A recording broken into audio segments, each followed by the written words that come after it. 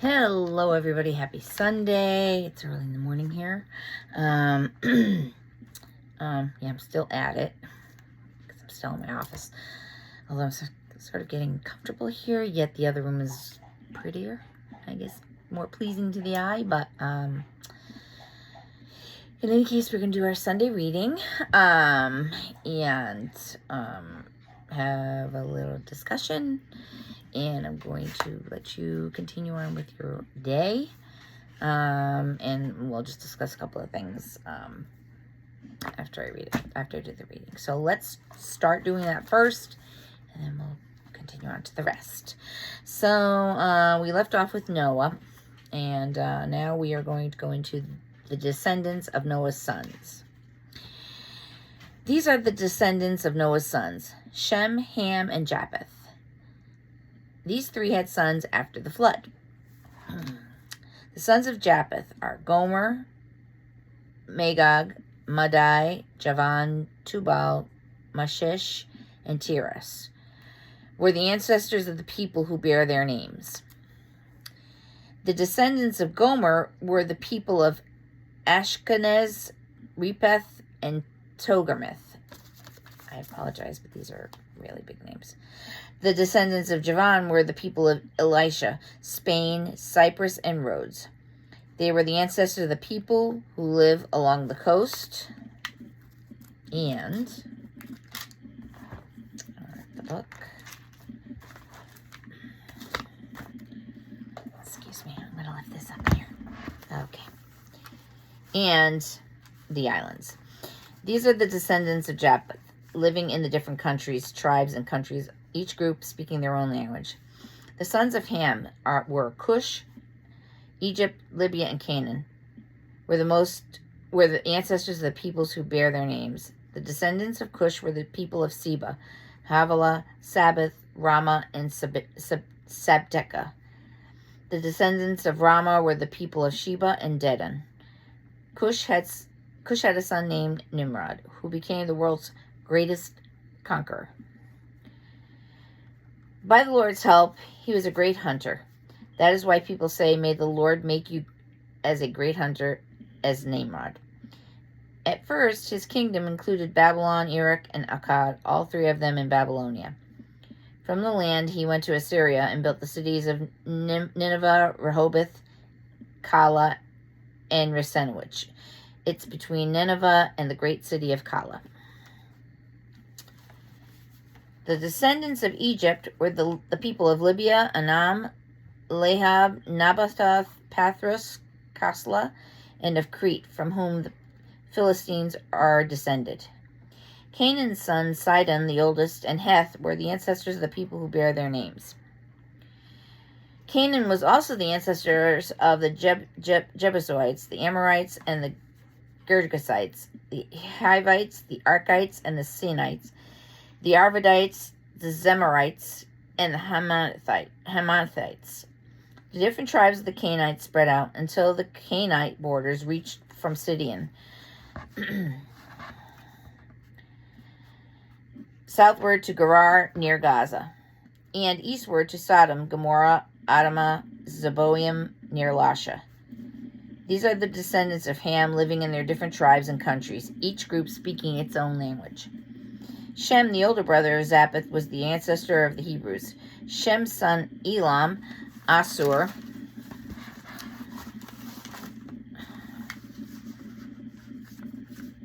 Arpachshad, Lud, and Aram were the ancestors of the people who bear their names.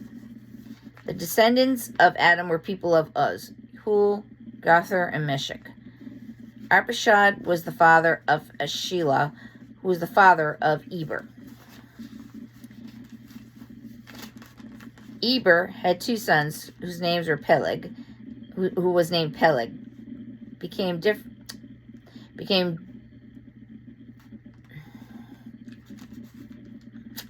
I was going to mess up somewhere.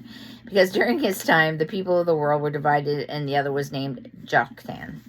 The descendants of Joktan were the people of Alamad, Sheleph, Hazarmaveth, Jerah, Hadoram, Uzal, Dikla, Opal, Abimelech, Sheba, Ophir, Havilah, and Jobab.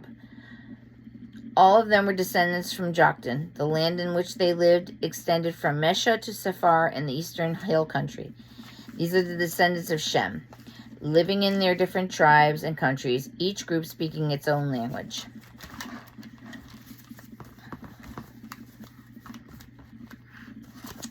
Bear with me.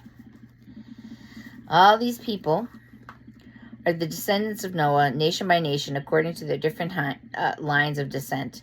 After the flood, all the nations of the earth were descended from the son of Noah. And I'm going to stop there because I'm exhausted. Holy moly. Okay. I don't even know if I said half those names right, but I tried.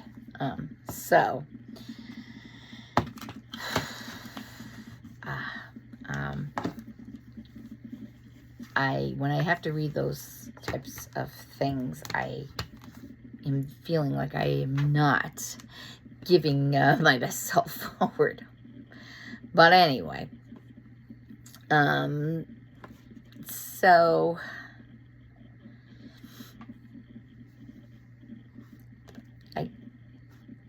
I think that,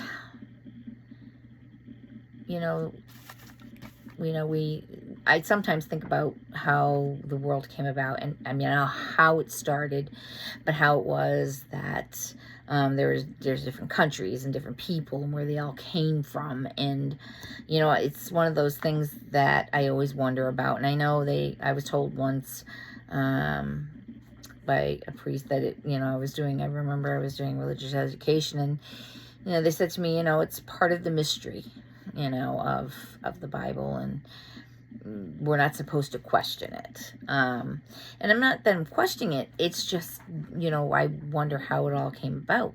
And so, it's amazing to me to think that I realize that we are all descendants of Adam and Eve and their children, and Noah and everything. And so it's amazing when you think about it.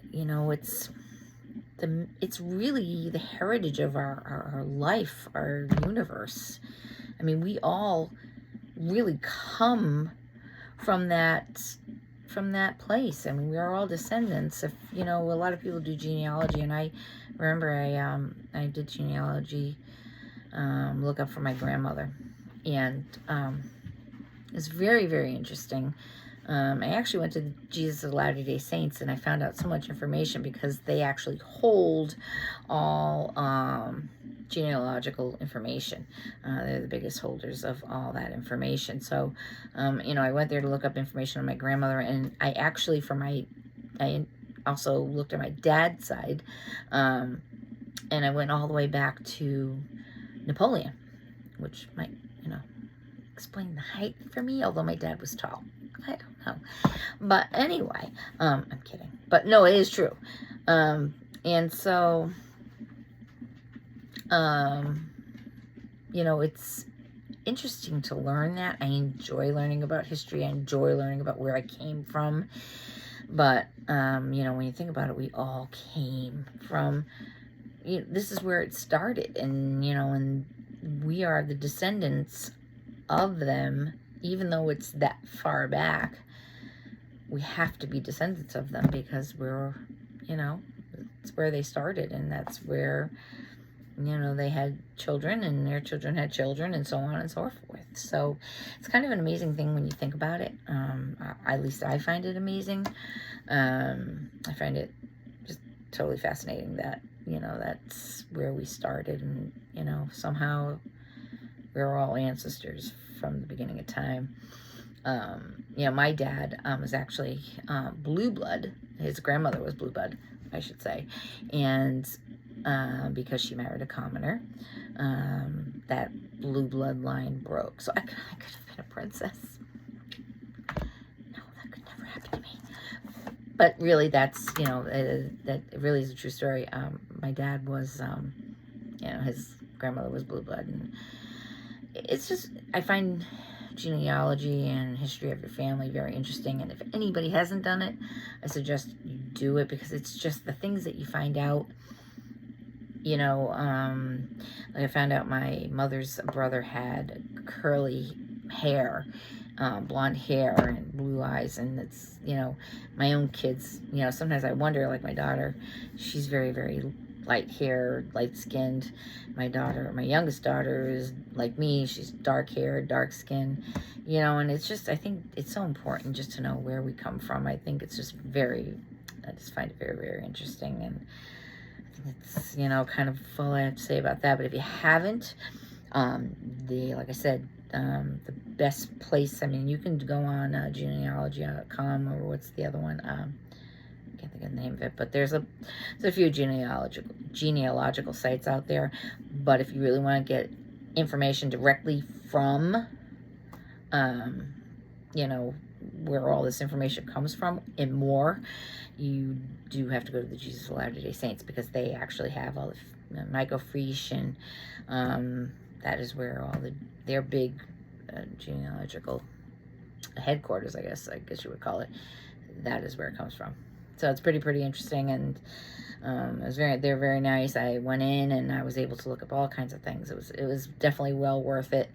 I found out, you know, so much about my grandmother, because unfortunately my grandmother died when my mom was 18 months old, so she didn't know anything about her, and it wasn't like it is now. Didn't talk about it much, you know. So, but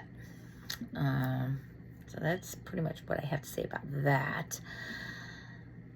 I'm still doing my classes. I started some new ones. If anyone is interested and would like to do them too, these are free. The ones I'm doing now are free. They're a little more intense, or a little more in-depth than the first ones I took, which were from Ascension Press. And Ascension Press, it wasn't expensive. It was like $8. I think the most expensive one I think I saw was like $18. But, and those are done with Father Mike. These are a different, right now I just started this with a deacon, but it's a little bit more than the other ones that I was doing. But you do get a certificate at the end of all your classes and everything, and I'm finding it very interesting. And like I said, I just feel like if I'm doing this and I'm just that way, I have to give my all. I can't just kind of wishy-washy it. I don't want to do that. And this is really has become the focal point of my world, or my life right now, and I'm at peace with it, and it's good. I feel good about it. So I just ordered a missal so I can do Sunday Mass, as I said, at home. And eventually I'll buy the little cups that have the juice and the host in them. I'll show you when I get them. But yeah, I'm kind of fully invested in doing this. And people may say, well, if you're really fully invested, you should go to church, you know. Well, I am doing Sunday Mass. And so even though I'm not walking into a building and doing it, I'm doing Sunday Mass with a priest in front of me. So, yeah, a lot of the questions that you'll see for question of the day are coming from some of the classes that I'm taking. So I think it's good, because again, I do have to have a discussion about them, and I have no one to discuss with. So that's, you know, I'm putting those out there so we can discuss together, which is really great. And there's a lot of, you know, everybody, it's pretty cool because everybody has a different outlook or a different, you know, take on the question. And I think it's good, but I think we're all at the same place, that we're all coming to the same direction. And what else? I am doing, from Ascension Press, there's also, I've posted, sister, I can't remember her name now, but I'm posting the nun from, there's a couple of people, different people that talk on Ascension Press. It's not only Father Mike, so I'm trying to put different people, you know, women and men, priests, nuns, just there. I had that woman who, you know, spoke about being a mom, and it was just, you know, a real view of how she was feeling as a mom, you know, at that time. So, and when she met Mother Teresa, they're all interesting stories. And I hope you're all enjoying them. Is there anything that you want to hear or you want me to put or, whatever, please just ask me. I'll put it because I need ideas. I'm just trying to kind of do this on my own and just trying to put out there what I think everybody's going to enjoy. I try to put a little more contemporary music, Christian music, the Gregorian chants, which, oh God, I absolutely love those. Like sometimes I just sit here at night and while I'm doing my courses, I'll have that playing in the background. So I'm trying to put a little bit for everybody, or at least what I think is for everybody. And hopefully you're enjoying it. That's about it, I guess. We're up at our 15 minutes, and I like to keep it at that because I don't want to take up too much of everyone's day or time. Just kind of going on, and sometimes I can. So I hope you all have a great Sunday. Enjoy the day with your family. Just enjoy the day when we wake up and we've seen another day. It's probably one of the greatest gifts we can have, the day that we can spend with our family and just, be happy. So no matter what our life is like, sometimes just the fact that you woke up, it's another day of hope. It's another day of life. And just enjoy it, embrace it. There's always a new day ahead. Wishing you all a happy Sunday. God bless you all.